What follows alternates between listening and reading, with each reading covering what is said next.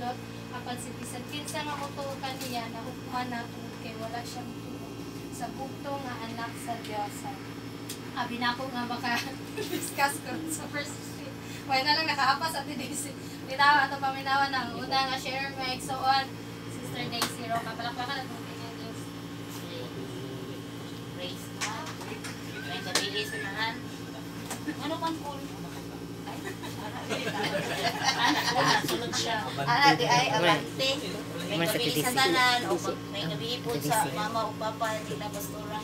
Nung tara siya kumabot ko sa TDC. Okay. Kaya iskot namin niya sa imo.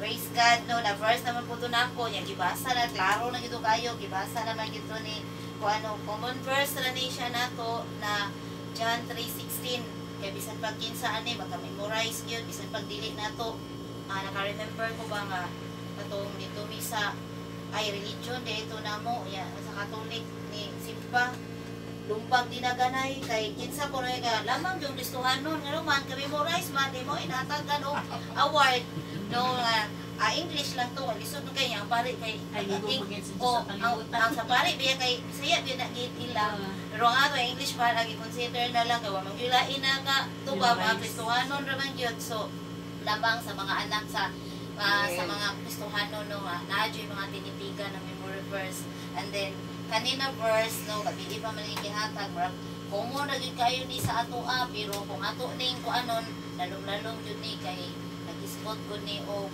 atong kuan about sa gugma sa Dios no unsa ang gugma sa Dios maningon kay for God so loved the world that he gave his only begotten son that whosoever believeth in him should not perish but have everlasting life. So this verse nagahisgot og saman kaluwasan. So kaluwasan yun ang giano diri unya tungod sa gugma sa Dios no tungod kay nahigugma ang Dios kanato mao ni nga ang John 3:16 kuan gyud nag-emphasize gyud sa iyahang love sa ato kay gihatag man niya ang iyahang bugtong anak. So diri na verse kanang ginaano gyud ba kay kung sa imong buhaton kung wala kay gugma no like for example sa atong trabaho kung wala kay gugma dili ka ganahan mo trabaho no dili ka ganahan na mubuhat anak dili ko kaganahan mo buhat og maayo pag moingon sila wala na kay love sa imuhang work so dili na kaganahan magpinagdoy na ka pero kita mga katawhan sa Dios likuan yun ni sa atong kaluwasan gihatag sa Ginoo ang kaluwasan nga free so ang atong buhaton is atong ampingan ang kaluwasan ang salvation nagkuan na siya nguna ang kaluwasan ang meaning sa kaluwasan unsa man ang kaluwasan nagkahulugan o pagpahigawas gikan sa sala o niini ipasabot nga kagawasan kasiguruhan o kaayuhan so kagawasan wala nabili na dinari ko kuan ako salamin ba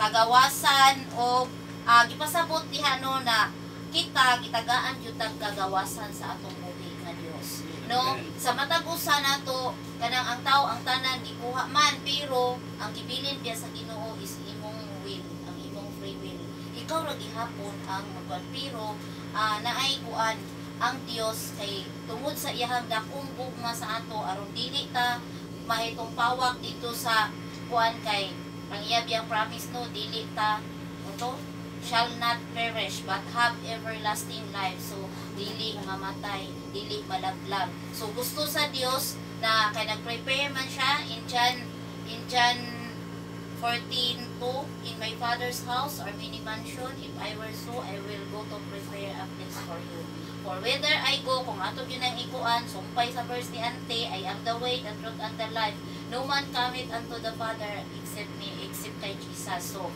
dapat moagi gyud tanong unya tungod sa dakong gugma sa Dios sa atoa iya gyud ang ipakamatyan no kung nahigugma ta no buhaton jud nimo ang tanan kana bitaw mangulitaw no buhaton man jud niya ang tanan kung sa mga balak-balak pa gibuhat niya tabukon ang pilato kuhaon ang basta makuha lang ang gugma no maiya lang maangkon So sa ato po atong pagkakristohanon kita gihatagan kita sa Ginoo. Isaiah 9:6 ipakatao jud sa Ginoo no, for unto us a child is born, unto us a child is given, and the government shall be upon his shoulder, and his name shall be called Wonderful, Counselor, the Mighty God, the Everlasting Father, the Prince of Peace. Grabe kay itong amahan na nagluwas na to sa atong mga sala. Dili gusto ang Dios no nga maitong pawak ta dito sa kadautan. Iyang gusto na maluwas ta, gusto siya na makauban siya nato. Diri sa 1 Thessalonians 5:9 to 10, to akong reader. 5:9 to 10, masahara palihog siya. About ni sa atong kaluwasan. 1 Thessalonians 5:9 to 10.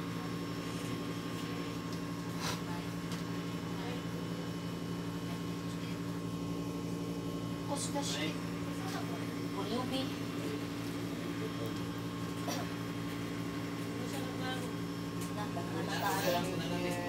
Verse 9 to 10. Ang Diyos wala magpili ka na aron kita iyang sinutan kung pinalunggaluwas pinagi sa atong Ginoo Jesucristo.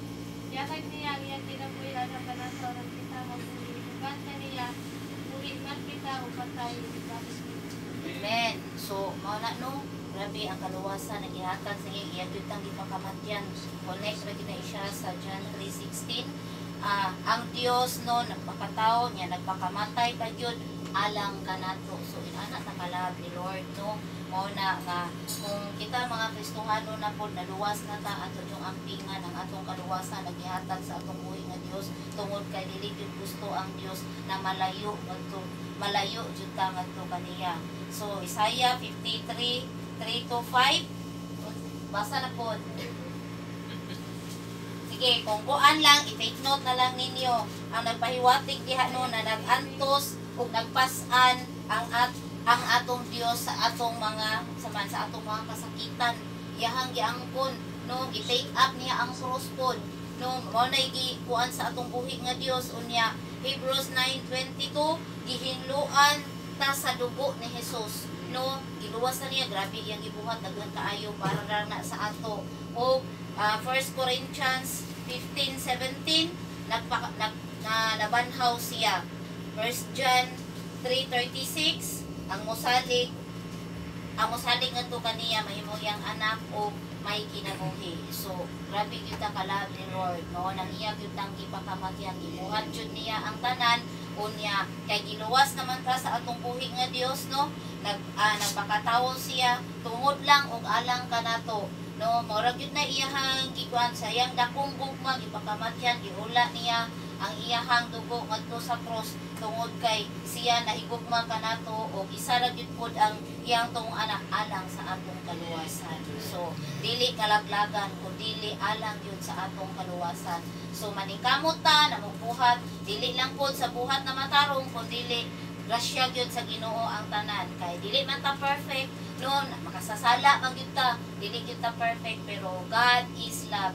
Ang gugma sa Dios halapat mo na giingon na bisag unsa nato ka makasasala balik-balikon man pero ang Dios grasya no, pinaagi sa iyahang dakong gugma o grasya nganhi kanato iyahatang ipakamatyan iyang gihulaan ta og dugo aron kita maluwas. So kita pod lagi giluwas sa Ginoo naningkamot pud ta sa atong kinabuhi nga kana bitaw ano pud nato ang atong buhi nga Dios no, sa atong kuan ana siya ang atong desire there is kalibutan is just to please you is our desire. So mahimaya jud ang Ginoo sa atong kinabuhi no, dili ta mo sugod makanunay na lang nagantos ang atong Dios tungod sa atong mga kasabanan no, dili kita makabalos kung unsa ang gugma sa Dios. Usahay ano kita manabitaw kanang ang gugma sa tao mo faith man pero ang gugma sa Dios dili gyud mo faith no, mara gyud na ingon na unfailing love, unfathomable love no, dili matugkad,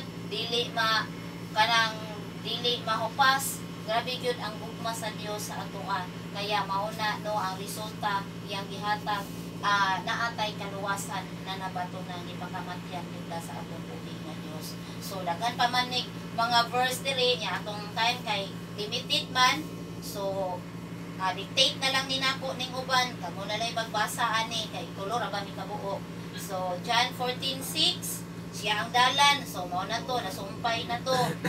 Unya daghan ta og buhaton aron sa to unsay buhaton nato aron ta mamaluwas. Naa sa Acts 16:31, kasi paspas ra kayo, Hebrews 11:1, nagahisgot jud diha ang atong pagtuo. Naa jud ang pagtuo. Kay no, maghinulsol ang sa atong mga sala mo jud ang pinaka number 1 kay we humbly bow down ourselves kay wala man tayo mahimo kung wala ang Ginoo sa atong kinabuhi. So alang sa atong kuano na batunan na work out your own salvation. So muna manaman yung makamatya naman ta sa atong buhi nga Dios, ibuhat na niya aron gusto sa Dios na makikuban punta niya dito sa langit. Ang atong pangalaga diri sa kalibutan, no, while waiting, no, magbuhat ta o kabubuton sa Dios. Kay dili gusto ang Dios na malayo ta. Kung malayo man ganita, maningkamot puta na mobalik gyud na dinha sa iyahang tinan. Mabalik gyud ang atong